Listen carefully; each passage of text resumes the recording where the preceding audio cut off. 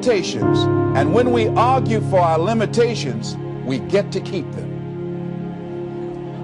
See, but will cause you to procrastinate, but will cause you to hide out behind fear, but will cause you to come up with all type of excuses that you can validate your inaction and not acting on your dream. And right now, more than ever, people need to look for ways to live their dream. People need to look for ways to make it on their own. There is no such thing as job security. There's no such thing as a storm-proof or tragic-proof life. There are no guarantees today, ladies and gentlemen. The illusion is gone. There was a time when we graduated from high school, you're told, go to college and get out, and you go and work for a corporation for 30 or 40 years. They'll give you a gold watch and you'll retire. Special announcement, that day is gone. That day is gone, never to return again. So instead of people living in fear, feeling stressed out, feeling powerless, feeling like victims, I think it should be a time that we need to begin to look at ways that we can become an active force in our own lives. Look at ways when we can decide to take charge of our own destiny. Look at ways when we can decide to design a life of substance and begin to truly live our dreams.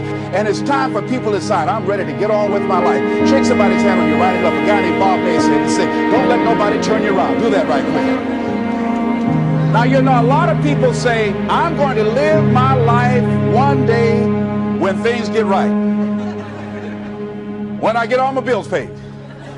When I get my feet on the ground. I say, what have you been walking on?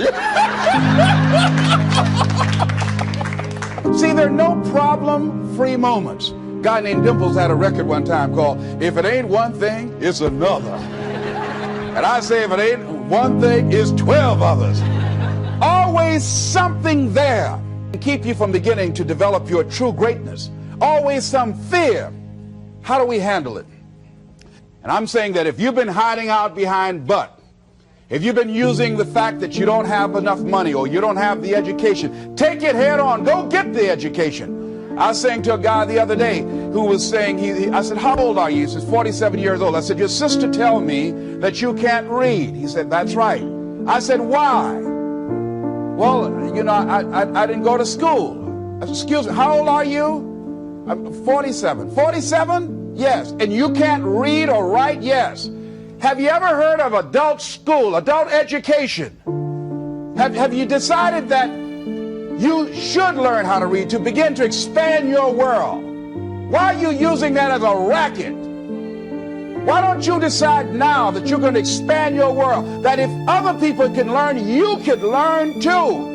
Well, it's hard for me. Have you been and sit in a class yet? Have you signed up yet? No, I haven't. See, a lot of people say no, ladies and gentlemen, to things, and they don't even know what they're saying no to.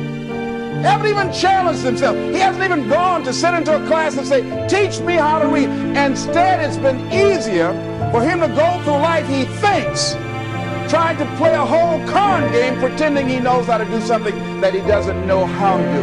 And you know what? Most of us go through life like that. Most of us go through life pretending that we're satisfied where we are, pretending that everything is okay, pretending that we don't have any special goals or ambitions or desires, when really deep down inside we do really want more. But if you look at our behavior, if you judge based upon what we do, that really will tell you some true stories about people, because you have to judge a tree by the fruit it bears, not the fruit that it talks about. See, a lot of people pretend that they want more out of life, but all you have to do is watch their actions. That will tell you something. So I used to pretend that I wanted to lose weight, but how could you tell I was pretending? Watch me when I have a piece of sweet potato pie. Let me get within walking distance of some peanuts. Some potato chips.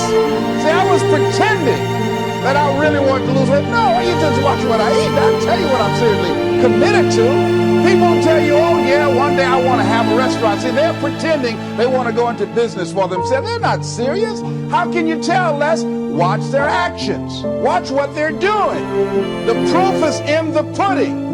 So if you want to do something, if you thought about something you want to do, take it head on. Decide that you're going to start looking at it, start doing research on it, start tackling it, start becoming involved in whatever and wherever it might lead you to begin to explore the possibilities in that particular thing that you're seeking, so that you can begin to learn all you can about it. Decide that you're going to face it, that whatever shortcomings you have, that you're going to strengthen yourself there. Whatever training that's required, that you're going to go get that training, that you're going to get started right now. George Washington Carver would say, do what you can where you are with what you have and never be satisfied. S.B. Fuller used to say, and you heard Joe Dudley talk about, always strive to be more than that which you are. Yeah, don't get satisfied with yourself. Always know that wherever you are, you can enjoy more, that you deserve more. But most people, you know what they do? Most people go through life quietly and safely, tiptoeing to an early grave. Find out what it is you want and go after it as if your life depends on it. Why? Because it does. People that have found their passion, people that found the things that they love, people that have found the things that they can pour their lives into, those people live longer. I was in New York and I had to do a seminar at a special church, and a guy by the name of Reverend Johnny Youngblood. And I said, how is it that you were able to build this big housing facility and got all of the various community and religious groups together to have this dwelling for 2,000 residents that were once homeless? How were you able to take on this responsibility? Wasn't it overwhelming? He said, the kind of work I do, he said, it's in me. I've got to live what's in me. And I think that's everybody's desire in life. You got to live what's in you. Life is just too short and unpredictable. But what do we say? But there'll always be tomorrow. Oh no. There's no guarantees you're going to show up tomorrow.